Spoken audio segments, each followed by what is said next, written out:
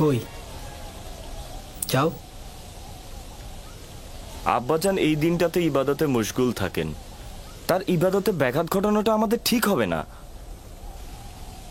আর তাছাড়া ইবাদতের সময় তিনি অন্য কোনো কাজ করে না। মাহফিলে একা থাকাটাই তো আমাদের উদ্দেশ্য, আর এই সুযোগটা আমাদের কাজে লাগাতে হবে। আজকেই তাকে শান্তিপূর্ণ অবস্থায় কোনোরূপ ঝামেলা ছাড়াই কথা বলা যাবে। যাও, তোমরা কথা বলে এসো।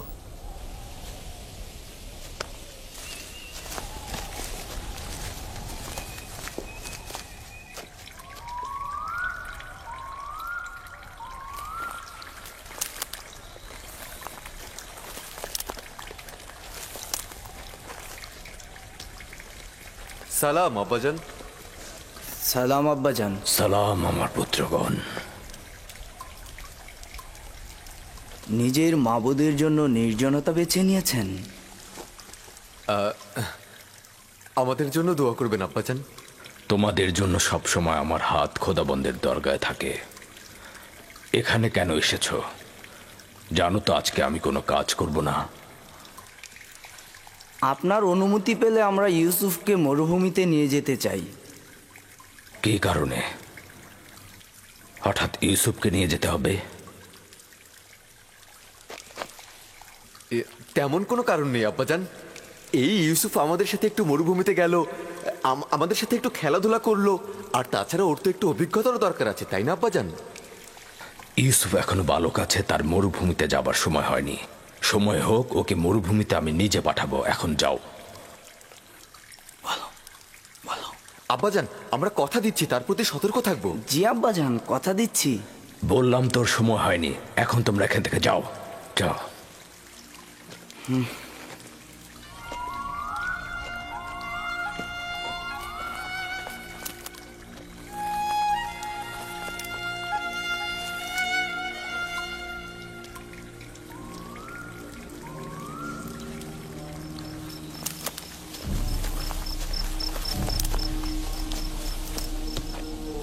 এই কাজটা করার আগে তোমার অবশ্যই ভাবা উচিত ছিল তুমি এই কাজের যোগ্য নও।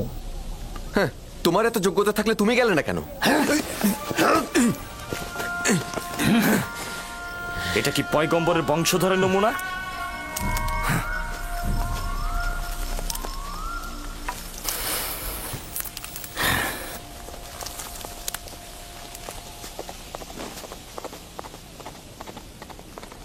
আমি জানি হত্যা ছাড়া ইউসুফের আর কোনো রাস্তা নেই। লাভের প্রস্তাব একেবারে ব্যর্থ ছিল। হ্যাঁ, আমি আগেই জানতাম আব্বাজান ইউসুফকে একা কখনোই ছাড়বে না। তোমরা নিশ্চয়ই পারবে না ইউসুফকে আব্বাজানের সামনে হত্যা করতে। কি পারবে? সেই কারণে বলছি, তাকে প্রথমে আব্বাজানের কাছ থেকে পৃথক করতে হবে, তারপর আমাদের অন্য উপায় খুঁজতে হবে।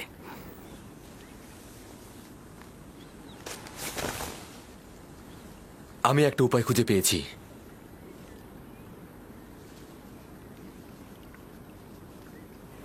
ইউসুফকে আব্বাজানের কাছ থেকে আলাদা করতে হলে এবং তাকে মরুভূমিতে নিতে হলে আমাদেরকে একজনই সাহায্য করতে পারে, আর সে হচ্ছে ইউসুফ নিজেই। কোনো রকম ভাবে ইউসুফকে শুধু একবার রাজি করাতে হবে। ওকে আমরা খেলাধুলা এবং বিভিন্ন বিনোদনের লোভ দেখাবো। ও যদি একবার রাজি হয় আমাদের সঙ্গে মরুভূমিতে যেতে, তাহলে আব্বাজান ওর কথার দ্বিমত কখনোই করবে না। এটাও একটি পথ, চলো পরীক্ষা করে দেখি।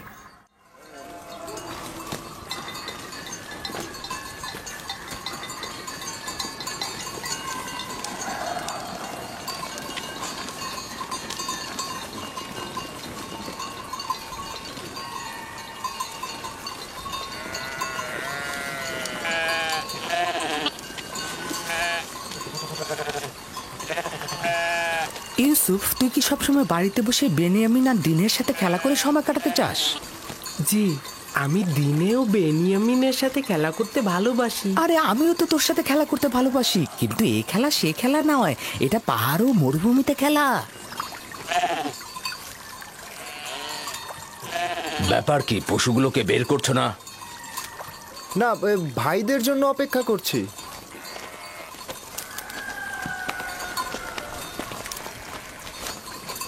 তোমরা কি আজ মরুভূমিতে যাবে না ঠিক করেছো? হ্যাঁ হ্যাঁ, এখনই যাত্রা করব। আমরা তো অনুমতি নিতে এসেছি ইউসুফকে আমাদের সাথে মরুভূমিতে নিয়ে। কেন অনুমতি দিচ্ছেন না আব্বাজান? আমাদের সাথে গেলে ওরও একটু ভালো লাগলো, বিনোদন পেলো, আর আমাদেরও কাজে সহযোগিতা হলো। মরুভূমি যে এত সুন্দর আর চারিদিকে বিভিন্ন রকম ফুলে ফলে ভর্তি। আর তুমি কি কখনো তামেশা ফল খেয়েছো? না, এইটা কিরকম? আরে কি বলিস, এত মজা, আমি তো প্রতিদিনই খাই। আচ্ছা ইউসুফ, তুমি কি কখনো মিষ্টি পানির প্রবাহ দেখেছো? কারণটা হচ্ছে ইউসুফ জননীহীন। ইউসুফের রক্ষণাবেক্ষণ করতে আমি রাহেলার কাছে অঙ্গীকারাবদ্ধ। আর দ্বিতীয়ত, প্রত্যেক পিতামাতাই তার সন্তানের প্রতি অতি সতর্ক থাকবেনি। লোকজন নানান ধরনের কথা বলে যে তোমাদের পিতা তোমাদের বিশ্বাস করে না, এই ইউসুফকেও তোমাদের সাথে প্রেরণ করে না। আজ না হয় ইউসুফ ওদের সাথে যাক, তাহলেই তো মানুষের কটু কথা বন্ধ হবে। ইউসুফ এখনো বাচ্চা রয়েছে, তাছাড়া আমি এটা ভালো করে জানি মরুভূমিতে যাওয়া, কাজে অন্বেষণ করা ইউসুফের জন্য উপকারী ও শিক্ষামূলক। কোনো শিক্ষাই তাড়াহুড়া করে হয় না, কিন্তু তোমরা তাড়াহুড়া করছো। কিন্তু আমরা তো আরো ছোট থাকতে মরুভূমিতে গিয়েছি। তোমরা তো একা যাওনি, আমিও তোমাদের মতো করে ইউসুফকে নিজে সঙ্গে করে নিয়ে যাব। ক্রমান্বয়ে কাজ শেখাবো, কিন্তু একা পাঠানো মোটে সহিও নয়। আব্বাজান, আমরা কিন্তু পারবো ওকে কাজ শেখাতে। আর আমরা কিন্তু ওকে বড় ভাইয়ের মতনই স্নেহ করে থাকি। দেখো, আমিও চাই ইউসুফ বেড়ে উঠুক, কর্মদক্ষতা ও অভিজ্ঞতা তারও হোক, কিন্তু এখনো অনেক ছোট। পিতামাতার মহাব্বত ও খেলার সঙ্গীদের ছেড়ে সারাদিন রোদের মধ্যে থাকবে কি করে? আর তাছাড়া তোমাদেরও এখনো বায়না করার সময় আসেনি যে তোমরা তাকে এখন মরুভূমিতে নিয়ে যাবে। আমরা তাকে এত আনন্দে রাখবো যে আপনার কথাই বাড়ির কথা সে ভুলেই যাবে। ইস, কি যে মজা, ঝর্ণা থেকে পানি পান আর নাহারে খেলা। আরে আমরা সব ভাইরা মিলে একসাথে মজা করব, বিনোদন করব, খেলা করব, কুস্তি লড়বো, কি যে মজা হবে। আর আমরা তো সেখানে প্রতিদিনই গরম দুধ আর গোস্ত বিরিয়ানি খাই। আমরা বুঝতে পেরেছি আব্বাজান আমাদের বিশ্বাস করেন না। তোমাদের প্রতি আমার বিশ্বাস রয়েছে, কিন্তু মরুভূমির নেকড়েদের প্রতি কোনো বিশ্বাস নেই। তোমরা তোমাদের কাজে মশগুল থাকলে আর ইউসুফ যদি গাফেল হয়ে যায়, তাহলে নেকড়েরা তাকে আক্রমণ করতে পারে। আর তাছাড়া তো আমি খোয়াবেও দেখেছি নেকড়েরা ইউসুফকে আক্রমণ করছে। এটা কি আপনার বায়না ছিল আব্বাজান? আপনি তো নিজেই ওই নেকড়ের সাক্ষী ছিলেন, তাই না? আর আমরা 10 জন শক্তিশালী ভাই থাকতে ইউসুফকে কিভাবে নেকড়ে খেয়ে ফেলবে? তার মানে কি আমরা অক্ষম ও দুর্বল? নিজের ভাইকে নেকড়ের হাত থেকে রক্ষা করতে পারবো না? আব্বাজান, আমাকে ভাইজানদের সঙ্গে মরুভূমিতে খেলতে পাঠান না। পুত্র আমার, তুমি এখনো অনেক ছোট, তোমার উচিত সমবয়সীদের সঙ্গে বাড়িতেই খেলা। কিন্তু আব্বাজান, আমি তো বড় হয়ে গেছি, আমি ভাইজানদের সাথে খেলতে চাই। আমাকে তাদের সঙ্গে যেতে দিন না আব্বাজান। এখন কি বলবেন আব্বাজান? ইউসুফ তো নিজেই আমাদের সাথে যেতে আগ্রহী। আব্বাজান, আমরা ইউসুফকে দেখে রাখবো, আপনি কোনো চিন্তাই করবেন না। দিন না আব্বাজান, আমি ভাইজানদের সঙ্গে মরুভূমিতে খেলতে যেতে চাই। দিন না আব্বাজান।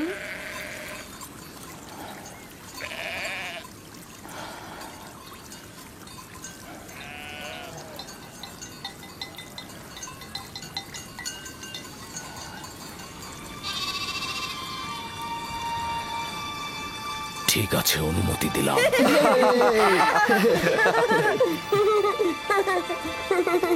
শুক্রিয়া জ্ঞাপন করছি আব্বাজান, খুবই ভালো। ইউসুফ, চলো যাই। চলো যাই। সবুর করো, ইউসুফকে প্রস্তুত করে দেই।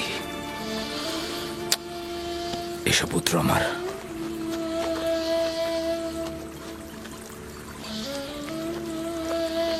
তোমরা ইউসুফের প্রতি খেয়াল রেখো, তোমাদের মতো এত কষ্ট তো ও করতে পারবে না।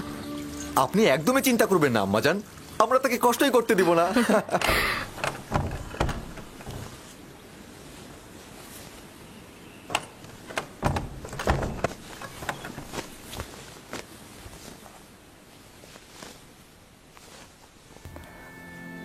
ভাইদের থেকে দূরে যাবে না, বেখেয়ালি হবে না, আর সাবধান থাকবে। এই পিরানটি পরিধান করো আমার আব্বাজান। কিন্তু এই জামা তো আমার অনেক বড় হবে। তুমি এটা পরিধান করো, দেখবে সঠিক মাপই রয়েছে। এটা পড়ার যার যোগ্যতা রয়েছে সে যদি এটা পড়ে তাহলে পিরানটি তার মাপেরই হয়ে যাবে। নাও পড়ো।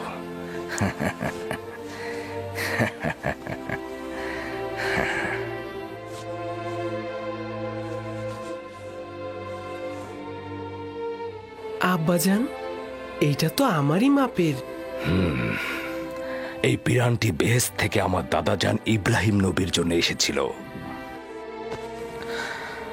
ইব্রাহিম খলিলুর রহমান, তিনি আবার আমার আব্বা ইসহাক নবীকে দিয়েছিলেন। আমার আব্বাজান আমাকে দিয়েছিলেন, আর আমি তোমাকে দিলাম। এটাকে খুব যত্ন সহকারে রাখবে, এটা থেকে দূরে থাকবে না। এই পিরান তোমাকে সালামতে রাখবে। আমি এইটা কাউকে প্রদর্শন করব না। খোদাবন তোমাকে সকল আসমানি ও জমিনি বালা মুসিবত থেকে রক্ষা করুক।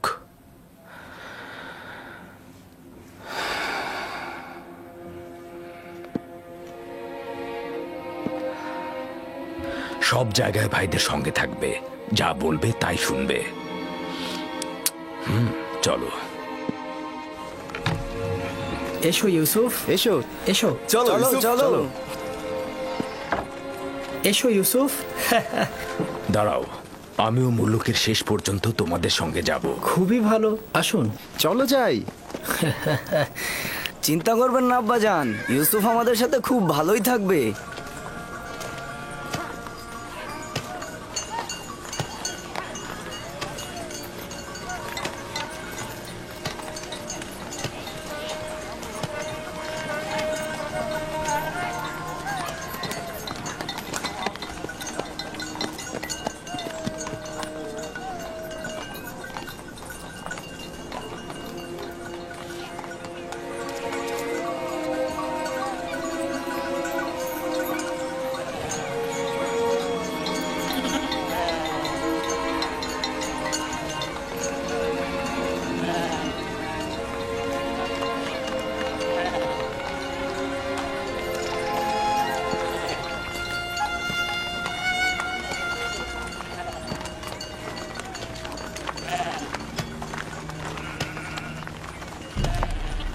তোমার কোনো অসুবিধা হলে তোমার ভাইদের বলবে। একদমই ভয় পাবে না, সতর্ক থাকবে, নিজের প্রতি খেয়াল রাখবে, ভাইদের কথা শুনবে। ইউসুফের জন্য আমি যথেষ্ট খাবার দিয়ে দিয়েছি, ও যেন ক্ষুধার্ত না থাকে, ঠিক আছে? আমরা তো আছি আম্মাজান। লাবি, জি আব্বাজান। ইউসুফকে তোমার কাছে অর্পণ করলাম, দেখো যেন আঘাতপ্রাপ্ত না হয়। দুশ্চিন্তা করবেন না আব্বাজান, আর যদি বেশি দুশ্চিন্তা হয় তবে ইউসুফকে পাঠানোর দরকার নেই। তোমরা থাকতে দুশ্চিন্তার কি? যাও, ওকে নিয়ে যাও, ওকে তোমরা দেখে রেখো।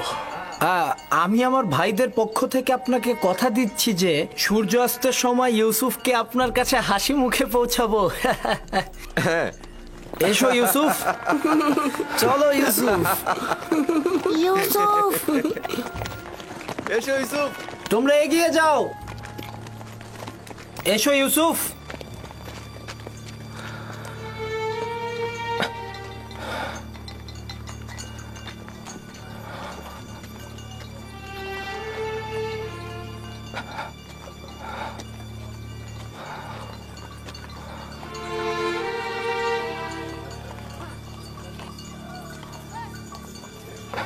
আপনি চিন্তিত হবেন না, ইউসুফের ভাইয়েরা তার খেয়াল রাখবে।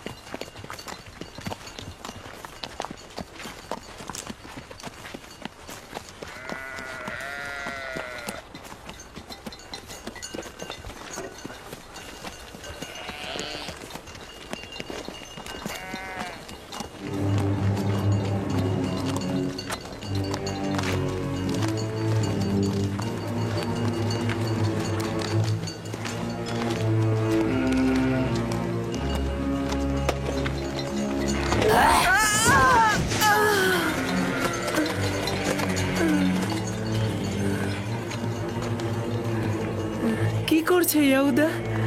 এটা কি ধরনের খেলা? আমার জানুতে ব্যথা লেগেছে।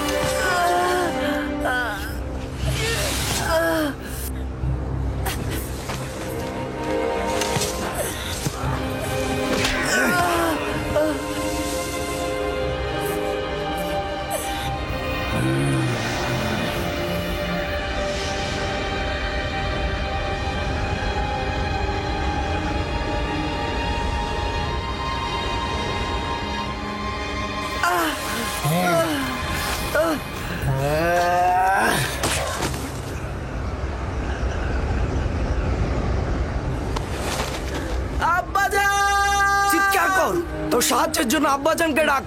আব্বাজান, আব্বাজান! যতই চিৎকার করিস তোর আব্বাজান তোকে এখানে একদমই বাঁচাতে আসবে না।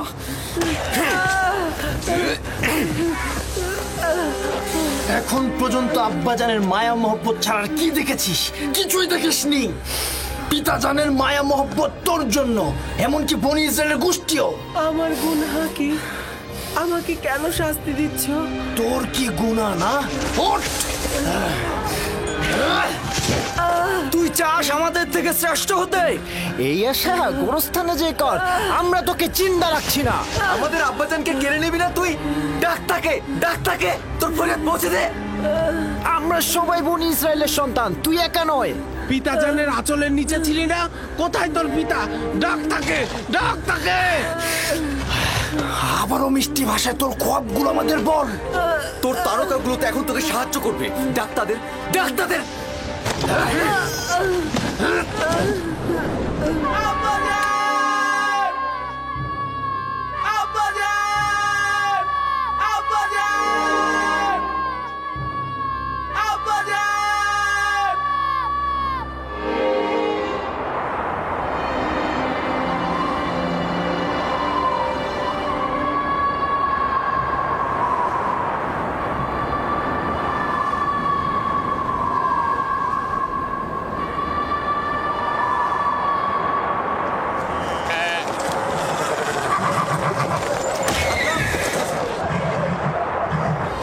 হঠাৎ করে এমন বালু ঝড় আর প্রাণীগুলোর এই অস্থিরতার কারণ কি?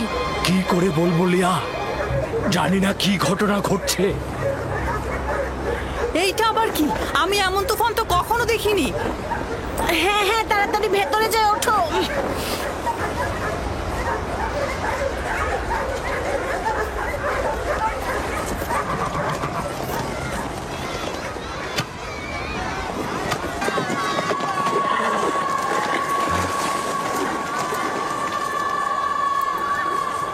শুনেছ? কিসের কথা বলছেন? মনে হচ্ছে বাতাস আত্মচিৎকার করে বলছে আব্বাজান।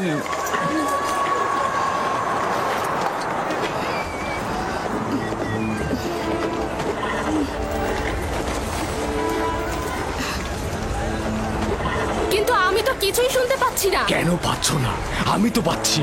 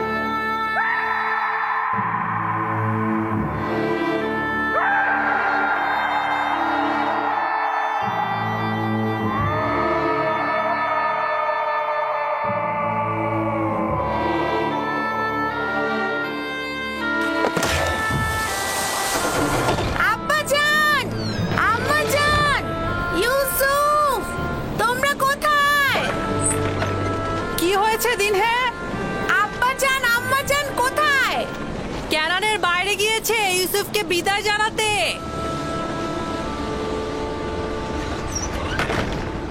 কি হলো? তোর সুন্দর জুতা ছিঁড়ে গেছে? হ্যাঁ, এই তোর পরিষ্কার পোশাকে কি ময়লা লেগেছে? তোমরা কি করছো? ওর কালো চুলের সিঁথি তো এলোমেলো হয়ে গেছে। এখনো কি চাস আমাদের উপর নেতৃত্ব দিতে? আরে আম্মাজান রাহেলের এতিম বাচ্চা, দেখো ভালো করে দেখো। ভালো করে দেখ তোর সেজদাকারীদের। স্বপ্ন দেখেছিলি না? এখন কে সেজদায় গিয়েছে, তুই না আমরা?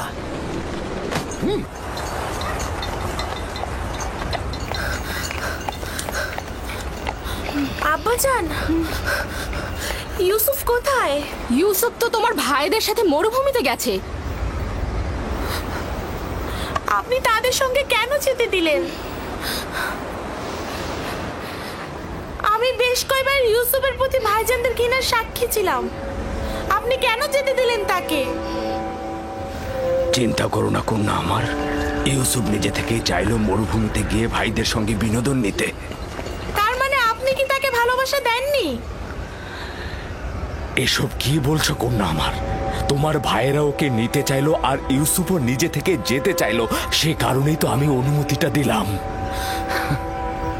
আমি অনেক চিন্তিত। আমি একটা খোয়াব দেখেছি। ইউসুফ অন্ধকার ঘরে, ও অন্ধকার ঘরে বসে অবিরত কান্না করছে।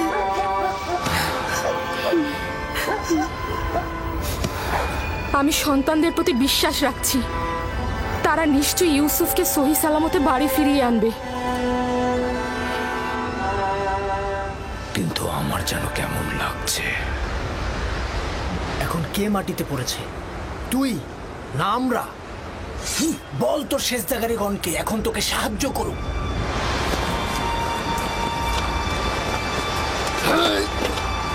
ছেড়ে দে নবী, আমাকে ছেড়ে দে বলছি নবী। আমি ওকে ওর মা রাহেলার কাছে পাঠাবো। কি করছো এটা?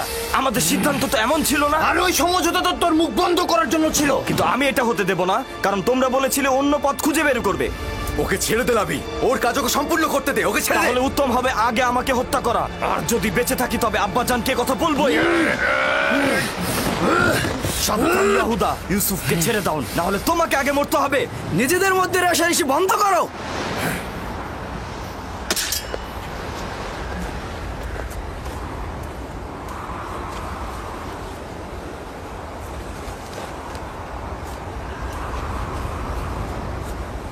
তুই এই কাজটা শেষ হতে দিলি না লাভি। একদিনের জন্য অনুতপ্ত হবি। জানি যে খোদা তাআলা আমাদের কখনোই ক্ষমা করবে না। ওদের হয়ে আমি তোমার কাছে ক্ষমা চাইছি, তুমি আমাকে ক্ষমা করো। খোদার কসম বলছি, আমি স্বপ্নেও ভাবিনি যে ওরা এমনটা করবে।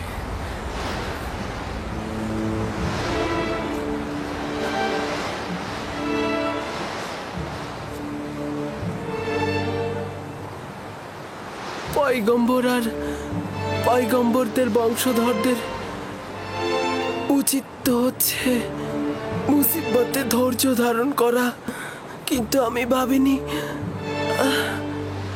প্রথম মুসিবত আমার ভাইদের কাছ থেকেই আমার কাছে আসবে।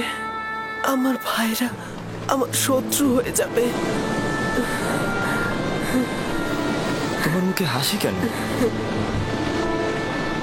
কিছুক্ষণ পূর্বে আমাকে আব্বাজানের কাছ থেকে পাবার জন্য আমাকে কত আদর করছিল, কপালে চুমু খেয়েছিল।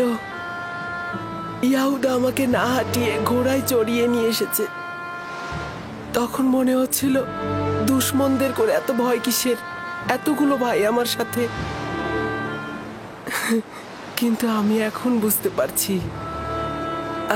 আমার দুশ্মনেরাই হচ্ছে আমার নিজের ভাইয়েরা। কত দুর্ভাগা তারা, খোদা তাআলার আনুকূল্য তারা কখনোই পাবে না।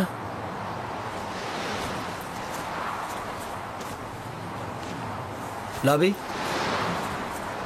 ওর সঙ্গে কি করছো? বুঝতেই পারছো, আব্বাজানের কাছে ওকে আমি নিয়ে যাব। জেগে জেগে খোয়াব দেখছো?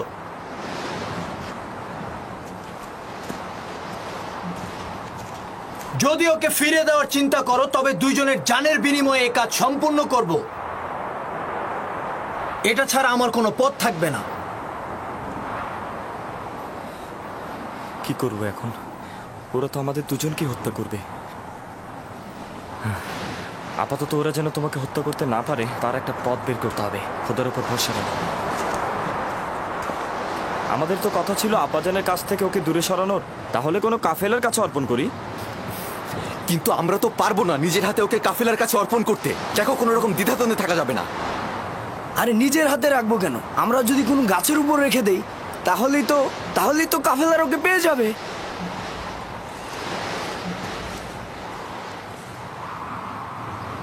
উত্তম হবে ওকে কোনো কূপের মধ্যে লুকিয়ে রাখা।